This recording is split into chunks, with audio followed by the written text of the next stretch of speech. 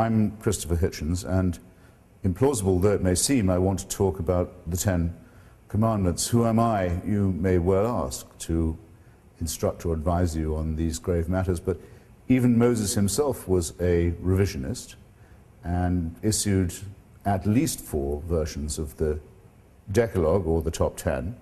So if he can be a revisionist, well, so can I. Picture then, if you will, that I'm not just taking a blue pencil, but an actual chisel, and seeing if these tablets of stone could possibly stand a bit of an update for our time. Numbers 1 and 2 actually don't have anything to do with ethics at all. They are injunctions. They remind or instruct you that I am the Lord thy God, that thou shalt have no other gods before me, and they forbid the making of graven images.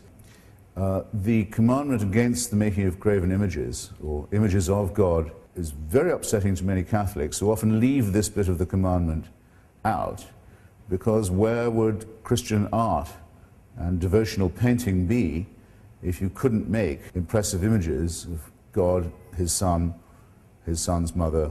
Then we are rather sternly ordered not to take the name of this God in vain, and it's then added rather superfluously that you won't be held guiltless if you do take the name of this Lord in vain. Well, no one has ever worked out exactly how to obey this commandment. Is it taking the Lord's name in vain to shout, God is great, while blowing yourself up and killing innocent people? Some say it's obedience to the law of God. When I say God knows, I really mean I think that nobody knows. It's usually wise when promulgating eternal laws to be clear about what you mean. Remember the Sabbath day to keep it holy. The Christians who want this inscribed in courtrooms and in schoolrooms would end up taking Saturday off rather than Sunday, because this program of commandments is actually a program for the establishment of a fundamentalist Jewish state. Commandment number 5 enjoins that thou shalt honor thy father and thy mother, which seems reasonable enough. It's an interesting commandment because when given in full, it says that if you do so, you will have a longer tenure of the land that's been promised to you. It's one of the few commandments that comes with an inducement, if you will. It even seems to suggest that you should honor your father and mother because you expect a legacy from them. Number 6, thou shalt not kill. Almost immediately after the events at Sinai and the delivery of these instructions by God from the top of the mountain, Moses orders all his supporters to draw their swords and kill all their friends and brothers for their profanity.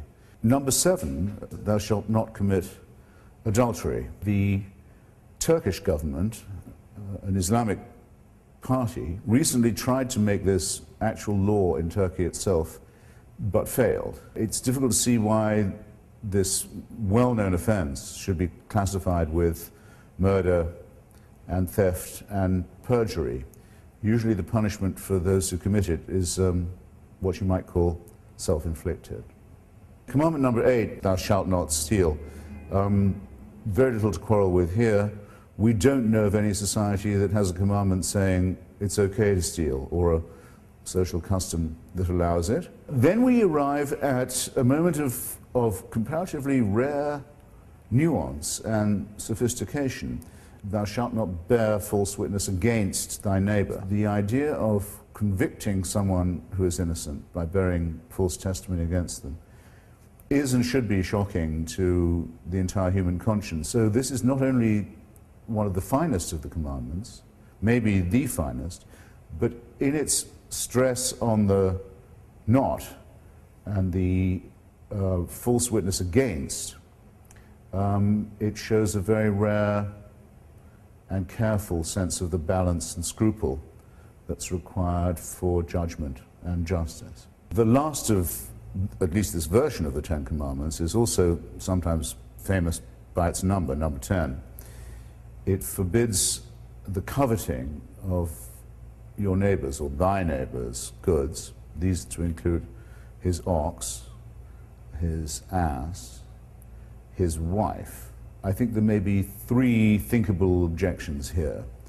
First and most obvious, it considers the female of the human species to be equivalent to the chattel. Second, by way of objection, it's the only commandment that punishes thought.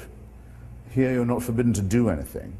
You're forbidden to think even about something. And third, the attempt to suppress an instinct, a desire that must have been put by God into us in the first place. Otherwise, how would we know? The essential division of opinion is this: did God make men, or did men make many gods? There are enough discrepancies just in the well-known version for us to be certain that we're looking here at a God who improvises, who's jealous, who's short of temper, who's inconsistent, or, if by any chance God didn't make Moses and the Hebrews, that the people who made God were jealous, short-tempered, inconsistent, and capricious in their turn. I don't know about you, but as between the consideration that man was made by God or that many gods were made by men, I've never thought there was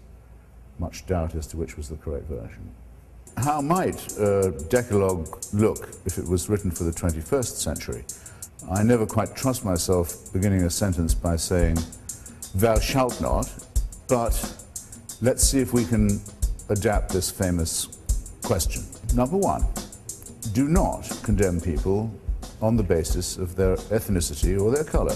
Number two, do not ever even think of using people as private property or as owned or as slaves. Three, despise those who use violence or the threat of it in sexual relations. Number four, hide your face and weep if you dare to harm a child. Number five, do not condemn people for their inborn nature. Why would God create so many homosexuals only in order to torture and destroy them? Number six, be aware that you too are an animal and dependent on the web of nature. Try and think and act accordingly. Number seven, don't imagine that you can escape judgment if you rob people with a false prospectus rather than with a knife. Number eight, turn off that fucking cell phone. You can have no idea how unimportant your call is to us.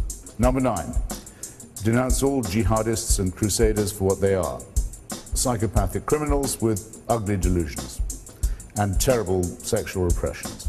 Number 10, be willing to renounce any god or any faith if any holy commandments should contradict any of the above. In short, don't swallow your moral code in tablet form.